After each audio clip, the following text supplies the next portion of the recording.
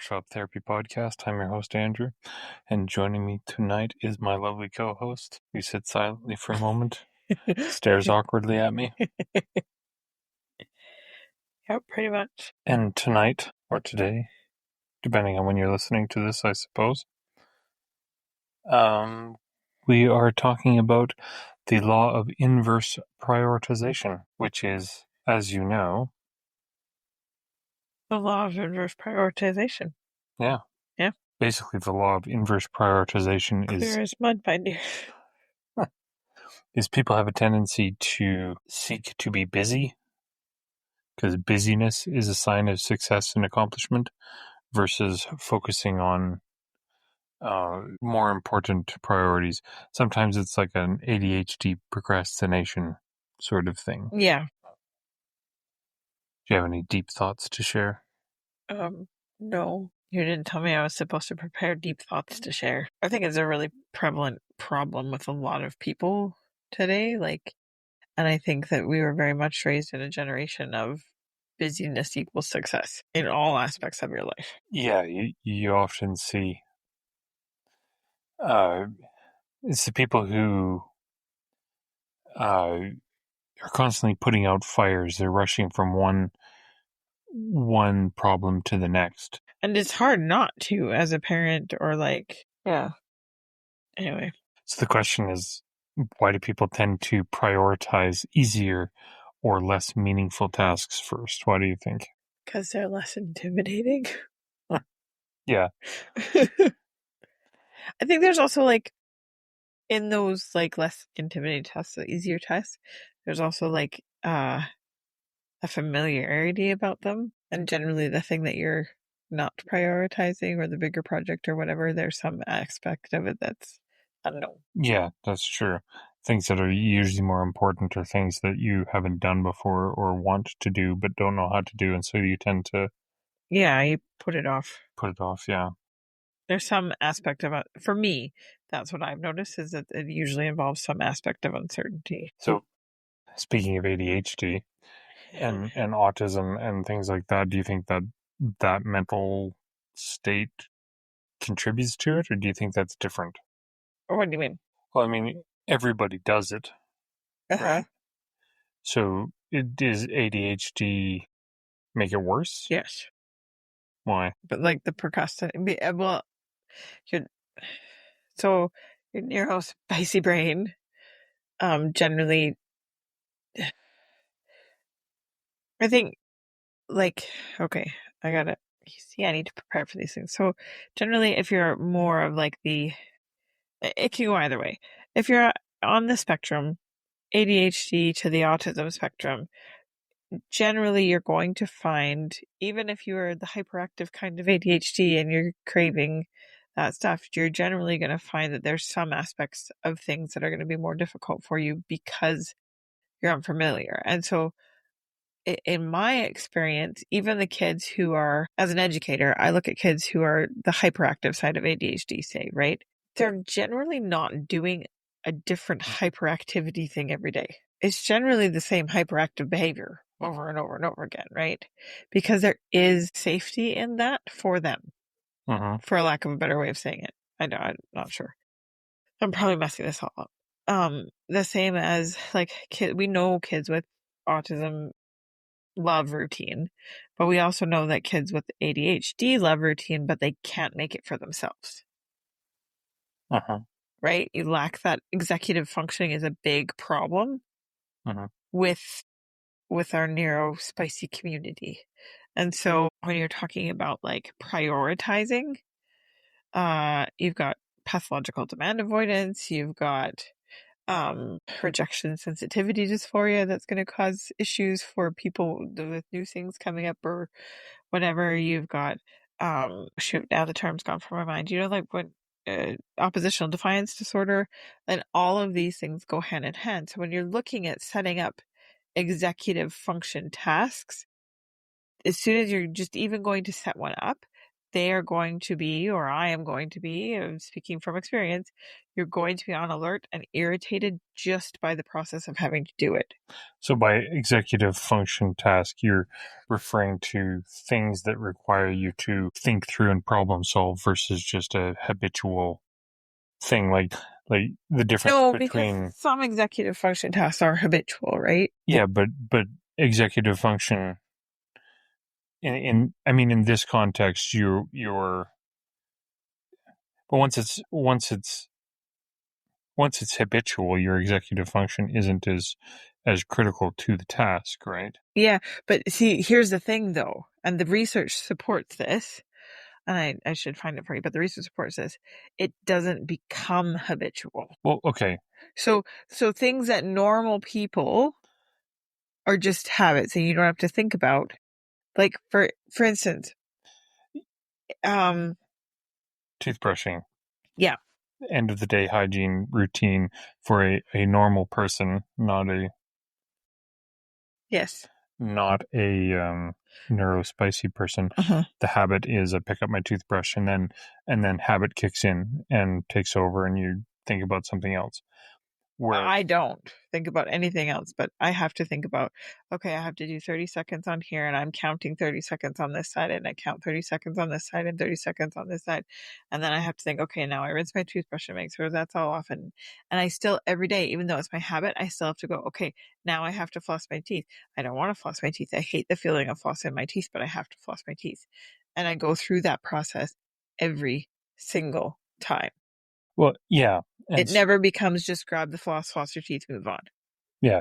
It So hasn't in 40 years. I was where what I was saying when executive functioning tasks are higher order thinking tasks, Yes. not necessarily habituated tasks, things that require you to think through tasks and problem solve yes. or recall sequences of events And versus something that's just habituated. so that's where the problem comes in because these tasks involve skills like working memory and flexible thinking and impulse control, and those are all things that are not working anyway.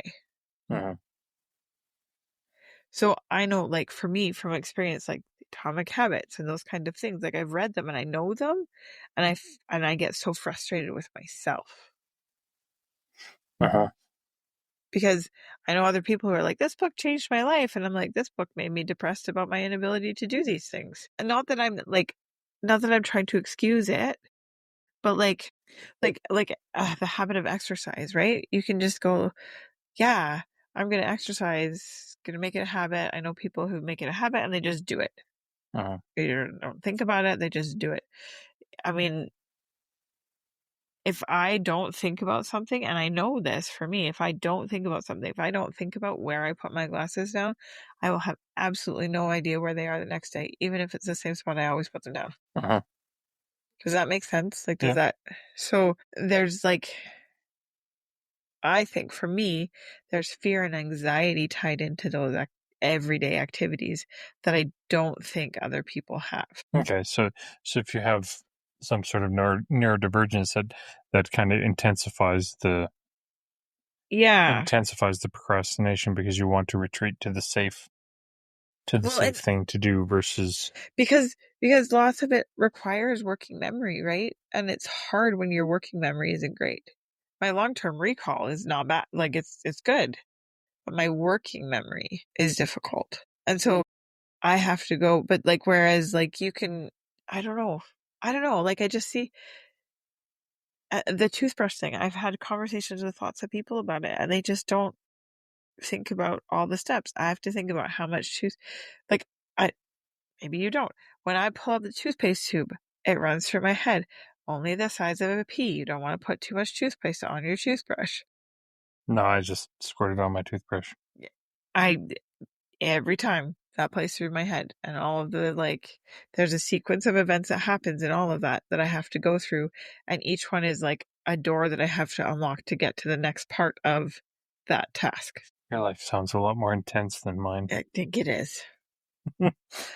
But I think that we don't give kids or adults or people who are dealing with those things credit for like just how exhausted they are before the task even starts. Uh-huh. And so for me, like I really liked what you were reading in that quote, but then I kind of sat there and pondered on the quote a little bit afterwards, and I was like, "Ugh, but it's like one more thing I have to do. And if I have to sit there and prioritize, like pick out your one most important thing for the day, that is an incredibly overwhelming thing to ask me to do." I think that's where I think I'm going to throw up on Patreon. There's 5 or 6 different ways to approach dealing with this, and I'll put it up as a chart on our Patreon feed.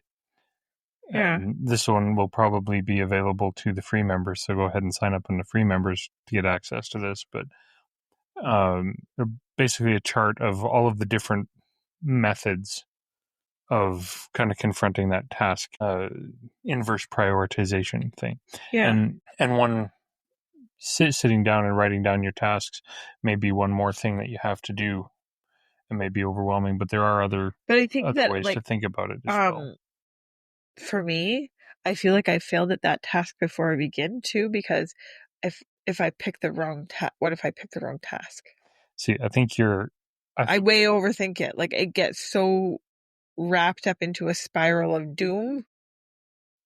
I think you're confusing anxiety in this situation with inverse prioritization, or your anxiety increases I that. don't think I'm confusing it. I think that by having anxiety, it increases the difficulty. I'm not confusing what it is. Yeah. I know what it is. Okay, that's kind of what I meant. Is your anxiety is increasing the real difficulty of it? Because, and I think that's what's important too. Is on that vein, and kind of in conclusion to our conversation, because it's going to be short tonight. Important thing to remember is when you do choose a way to overcome this inverse prioritization problem, and it turns out you picked the wrong priority for the day. Don't beat yourself up. Don't beat yourself up over it, because you still increased your focus on something slightly more important than running around being busy and putting out fires. Well, and I think that like, yeah, and there are things like right now our life is a little bit more chaotic than I would like it to be, but there are A little bit. a lot. There are things that you can put into place. For instance, like we've talked about when the house is built and we have our bathroom situation sorted, you can have all of the baskets on one side with everything that has to be done in the morning. Part of my overwhelm is that there's stuff and then I have to sort through the stuff before I can find my thing. Do you know what I mean? Whereas like we talked about, like you make your morning routine basket and you have a basket on the left side of the counter and a basket on the right side of the counter, and everything moves from that side to that side and you're done and you can move on. And that takes away the thinking on my part. Oh, so it's about figuring out a system to. I think a lot of it is about systems in place, but all of those require organization, and it's okay to ask for help with that too. I think that's part of this. And part of that, what we were talking about, like the quote, is you have to prioritize, but it's also okay to ask for help with doing that at first. Because for some people, that doesn't come naturally. Uh-huh. Yeah. And that's, again, that's something that we can do in the community and Patreon. Yeah. Leave comments and talk about it. And if you're so interested, you can up your level in the Patreon group to the weekly or the monthly group chat level. Nobody's there currently, but so Yeah, but I think if one person signs up, that's basically one-on-one. But I think that like you get like, yeah, there's so many things that we could do that would make things better. And I think, unfortunately, in our society today too, so much of it has become like Pinterest aesthetic. Uh-huh. Oh, this will make your house work perfectly and run perfectly, and it doesn't work for you. Yeah. Well, and Right? kind of on that Pinterest aesthetic problem too is you look at Lots the of it's not Pinterest. functional. Yeah, lots of it is perfectly functional for somebody who has no life outside of making Pinterest content and taking Doesn't even pictures live of in the it. house. It doesn't live in the house. It's easy to keep your house clean if you're not living in the house. Yeah. Yeah. Anyway, any concluding thoughts? Inverse prioritization is not necessarily the same as procrastination, No, and I think it's important. although it can be related to it. Yeah. Well, I think all of it's interrelated in what we were talking about, Yeah, it's true. right? Like Nothing exists in isolation. no. And I think as long as you're willing to make change and to seek help in doing that and understanding that what it looks like for you is going to be different than for somebody else. And I think that's a bit of the danger in like a book coming out that's going to solve all your problems. Well, and It can help for not sure, but it's they're not you. yeah, it's not to say that a book can't solve all your problems, but just because you've read one book and it didn't solve your problems doesn't mean there isn't a book out there that will solve your problems. Yeah, but it's the same But as it's like, also yeah. there is also not necessarily a book either. Like sometimes it's a combination of 3 or 4 different things that you have to apply, and then eventually you get to the point where you're successful. And it's okay if you aren't right away. Uh-huh. And I was coaching someone today actually on this, and we're he's talking about we're talking about how it really is okay to make mistakes, because if you make a mistake and you learn from the mistake, then that's a growth opportunity, Yeah. right? And so if you obsess about making mistakes and you procrastinate and not do anything because you didn't make a mistake or because you didn't want to make a mistake or make the wrong choice, you're even worse off than you were than if you actually made the mistake and moved forward just a little bit. Yeah. No, I agree. Anyway, with that, Sayonara. anything else? Herbijeski. Au revoir. Actually, we should thank the patrons. Oh, you should do that. I think you should thank the patrons. Nope. Well, we will thank the patrons. I will thank the patrons. And I'm just going to pull up the list because that's a good list. Mr. Matthew from Arciano Serio, Brad of Brad's Customs, Keith Drennan of Blackthorn Concepts, Eric of Overall Makerworks, and Brandon Milchamp of Tectonic Creations. Thank you to those 5 who are the founding fathers of the patronage, Patreon founding fathers. I have no idea. Something like that. There are other supporters, and we do appreciate them. We appreciate all of you and the support that you have given us. It really does keep the lights on in the show and keeps us motivated to actually do this and to share the things that we're learning. Yep. I think I'll stop. Okay.